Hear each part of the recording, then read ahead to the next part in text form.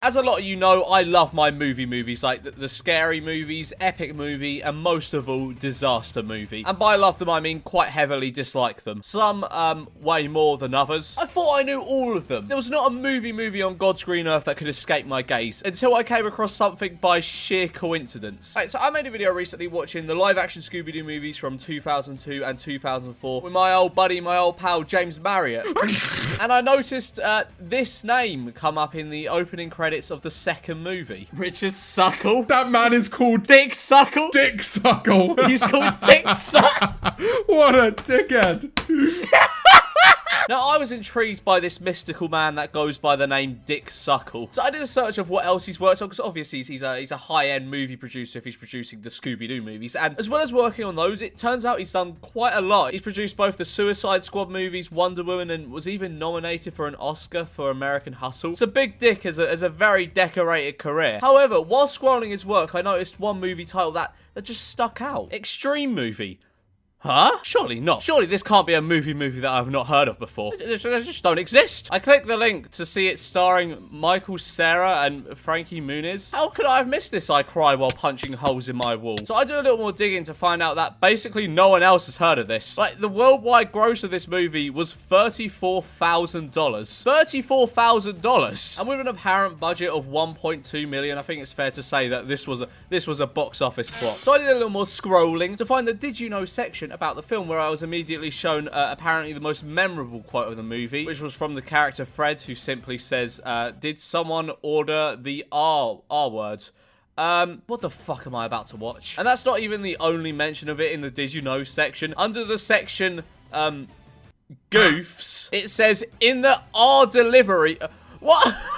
I don't even need to read you the rest. I'm guessing that just says it all about this movie. Subscribe. I see everyone out there that isn't subscribed. Do it, or else. So what is this movie about? Well, I haven't actually seen it yet, so I don't know, but the storyline section reads, raunchy as they come, extreme movie is a sex perversion comedy with a teen accent. The clever and original Are they taking the piss? The clever and original premise finds a number of I'm not even reading that. It says clever and original, and it's like a teen coming of age movie. I don't really know. But that is like the least original premise ever. But you know, you get the gist. I'm not going to read the rest of it. Now, this movie is rated considerably higher than most other movies. So this must be like sort of the creme de la creme, right?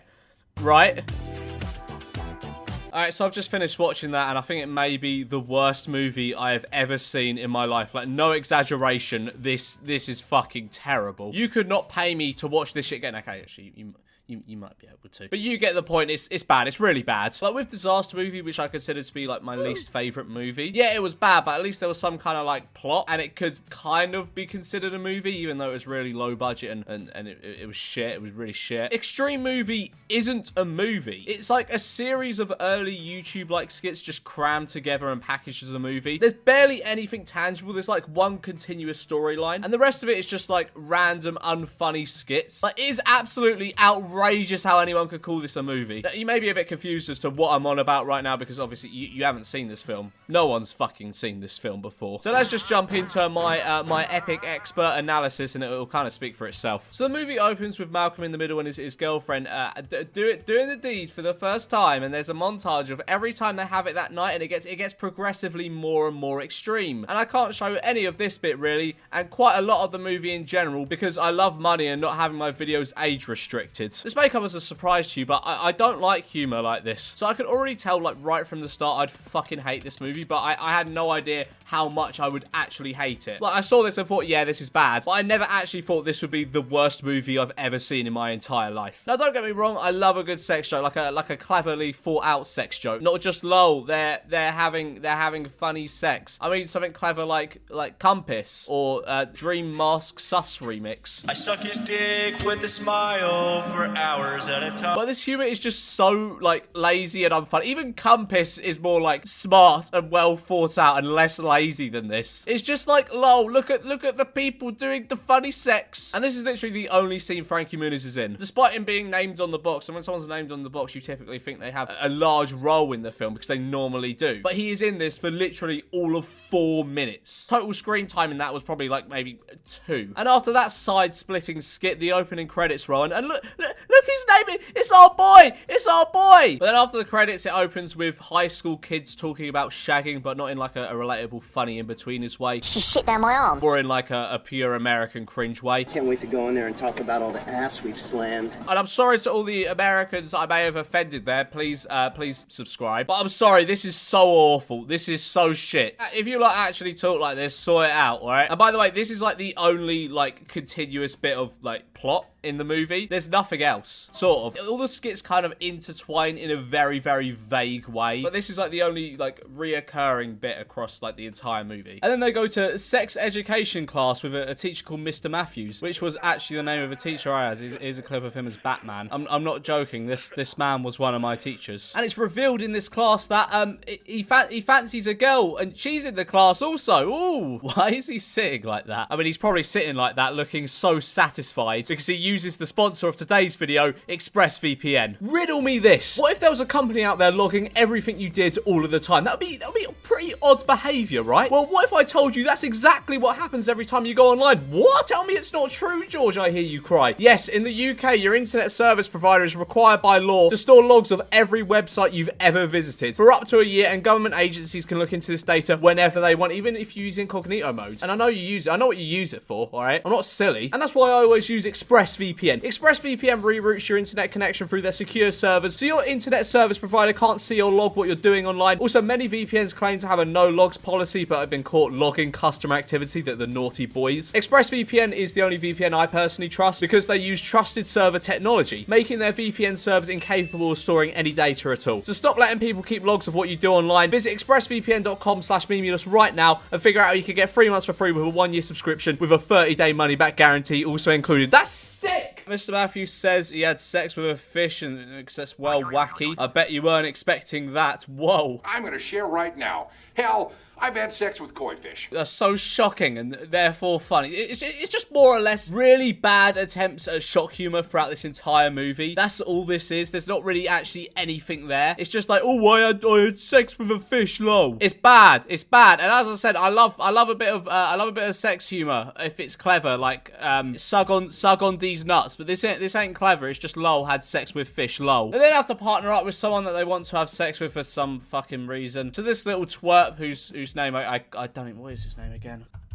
Mike? I think his name's Mike. I just had to go back through the film and find like a point where they talk to. I think his name's Mike. I can't remember. But Mike goes for this girl he fancies. But oh no! Big massive Chad gets in his way. Also, right, a little kind of side note. I had to look up the ages of everyone in this film before like talking about it, and they're all over 18. Okay, I had to look that up. But there are no girls left for him to couple up with, so he has to couple up with a guy. Lol, gaylord. I'll be the stay-at-home dad. And then Shaggy from Scooby-Doo gets introduced via Comic Sans font to do a sex ed talk. I'm guessing he owed Dick a favour from back in the Scooby-Doo days. And I must say, he does have a couple of funny lines that gave me, he didn't give me a ha-ha, but he gave me a, you know what I mean? Like a little, a slight smile. Or like a slightly faster exhale out my nose. As long as there's a naked chick somewhere in the room, you are not gay. If you have an STD, do not tell your partner.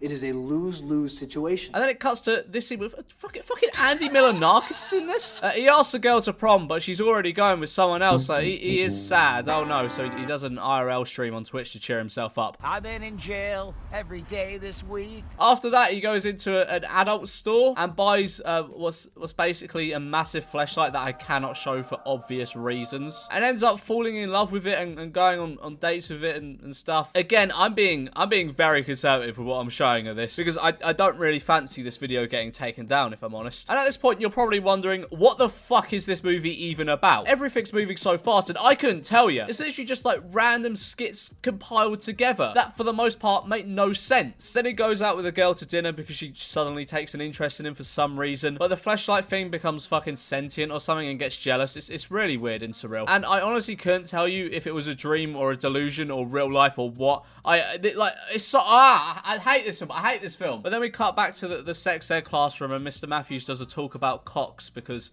lol. It looks like we got a small one, huh? Yeah. No, what are you on about? That's average. It's average. It's average, isn't it, guys? That's average. That's average, isn't it? And then a guy in the class, I don't know what's going on here. There's a guy in the class that either remembers or fantasizes, I can't really tell, to be honest, about getting with a girl and dressing her up as Abraham Lincoln, but she doesn't like it and leaves. So he builds a time machine and goes back to shag Abraham Lincoln for realsies. This is like another bit like the fleshlight bit with Andy Milonakis. I can't tell if this is like a delusion or a dream or something real, because this film is so surreal and it doesn't really like distinguish like dreams, delusions and reality. It's so I don't like it. It's confusing. It's hurting my little head. And then Kevin Hart's in this? Fucking hell. But Kevin is down real bad, so decides to 3D print himself a real life woman. But it backfires when she comes out pretty well not fit, and he's not happy about that. And so